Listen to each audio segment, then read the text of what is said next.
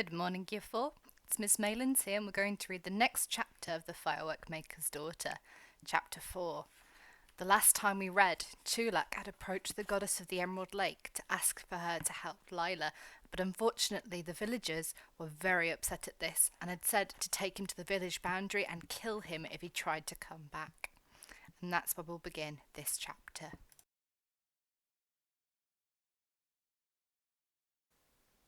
Chapter 4. Over the noise of the shouts and the struggle, there came a sound like a mighty trumpet, and everyone fell still in fear. Chulak was frightened as well, though he knew what it was, for when Hamlet trumpeted, it meant he had nearly lost his temper. But before anyone could move, the goddess herself spoke. Her voice was soft and low, like the murmur of waves on a beach at night.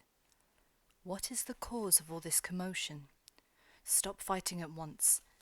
It is good of you to protect me from embarrassment, High Priest, but I should like to hear from this young man, and to see his friend the elephant. Come down to the water, both of you.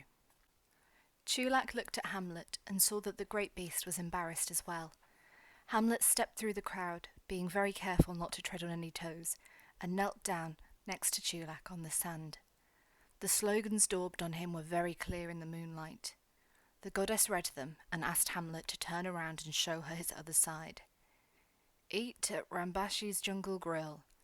Chang loves lotus blossom. I thought I'd wash that one off, Chulak said. I think it's charming, said the goddess, but you mustn't do it any more. Your friend is too wise and noble to be written on, and if he could speak, I'm sure you'd realise that yourself. And she looked at Chulak in such a way that he knew exactly what she meant, and felt ashamed. However, she went on, I can see that your request is not a frivolous one. Tell me what you seek. We've got a friend, Chulak said eagerly, and she wants to be a firework-maker, you see, and she's done all the apprenticeship, but she wants to get some royal sulphur from Razvani the fire fiend so as to qualify properly. She's gone off by herself to Mount Marapi, only she didn't know about getting a flask of magic water for protection, and we don't want her to get hurt. So we've come to ask, please, as a great favour, if you could give us some, and then we'll chase after her and see if we can catch her up. The goddess nodded. Your friend has good friends, she said, but Mount Marapi is far away, and the journey is dangerous. You had better set off at once, and take great care. And as if she had known what they wanted all the time, she held out a little gourd fastened with a silver clasp. Chulak took it and bowed again. And the orchestra began to play, and the dancers to dance, and when the people looked at the lake again, the goddess was gone, though no one had seen her vanish. Here's my first question for you today. Why did no one see the goddess vanish? What do you think? What does it tell us about the character of the goddess? What kind of character is she if she can just vanish with nobody seeing her? Have a think. Before they left, Chulak washed Hamlet clean in the lake. Some of the village children helped, but they didn't help for long because soon there was something else for them to see. A great cloud of smoke and flames coming from the jungle grill. Oh dear, said Chulak. There goes Uncle Rambashi's latest plan. Hamlet, I could tell that cook was having trouble. I hope he's all right. They're all safe, said Hamlet, and the children are enjoying the fire. Squeals of delight and excitement were coming from the crowd as the roof fell in with a shower of sparks. Buckets of water were being passed from the lake, and Chulak could hear Rambashi saying, What a spectacle, what a splendid sight. Do you know, my boys, this gives me my best idea yet. All we have to do— We haven't even had our meal, cried one of the waiters. Time to go, Hamlet, said Chulak, and they set off along the lake shore towards the mountains in the distance. By this time, Lila had come to the end of the jungle. Climbing all the time, she moved on and on as the trees thinned out and the path became a mere track and then vanished altogether. All the jungle sounds, the clicking and buzzing of the insects, the cries of the birds and monkeys, the drip of the water off the leaves, the croaking of the little frogs, were behind her now.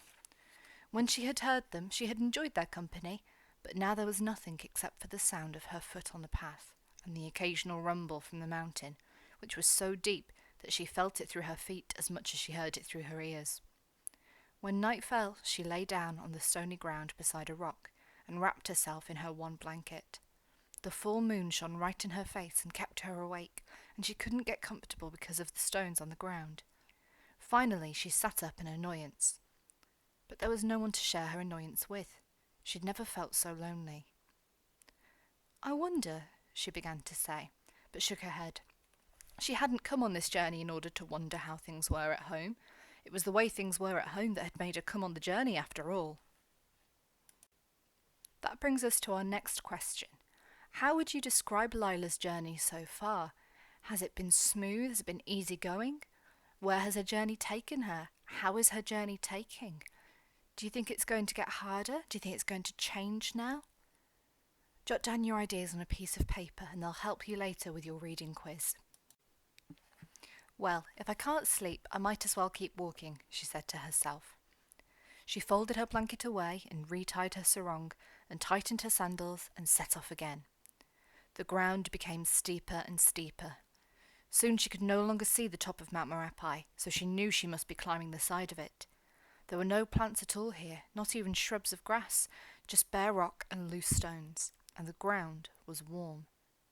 "I'm close," she said to herself. "It can't be far now."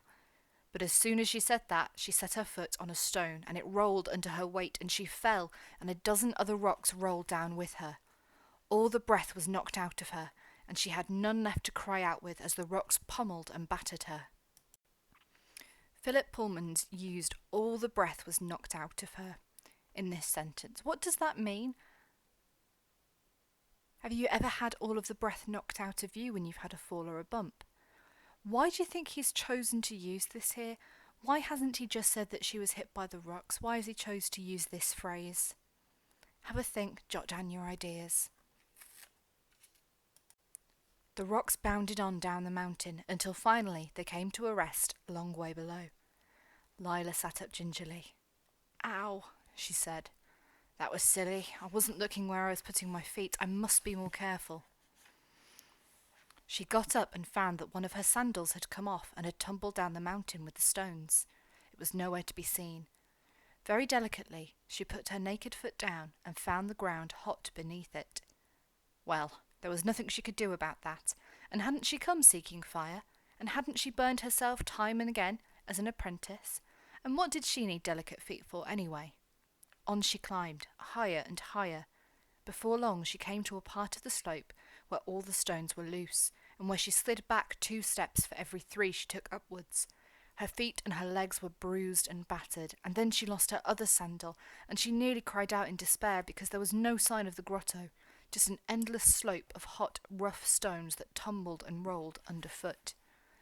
This doesn't sound like a very pleasant journey anymore. Lila's having to be very resilient here, having to keep going even though she's getting hurt, even though she's not sure where the grotto is now.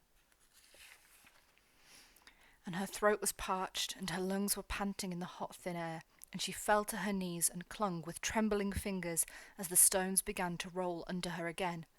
She let go of her little bag of food and her blanket. They didn't matter anymore. The only thing that mattered was climbing on. She dragged herself on bleeding knees, up and up, until every muscle hurt, until she had no breath left in her lungs, until she thought she was going to die, and still she went on. Then, one stone bigger than the rest began to shift above her as the little stones beneath it tumbled down, and it slid and rolled towards her, and she had no strength to move, but at the last second it bounded over her and rolled on down the mountainside in a cloud of dust and pebbles. Where it had been, there was a great hole as tall as a house. The moonlight shone into it a little way, but the hole went deeper still, right into the heart of the mountain. A gust of sulphur-laden smoke came billowing out, and Lila knew that she had found her goal. It was the grotto of the fire fiend. So that's a very dramatic end to chapter 4. How do you think Lila is feeling at the end of this chapter, after that hard fight to get up the mountain, and after finally finding this grotto, the place she's been searching for since the very beginning of our story? What do you think is going to happen now that she's reached the grotto? Are Hamlet and Chulak going to reach her in time with the magic water? What's she going to find inside? Jot down your ideas and then have a go at your reading quiz.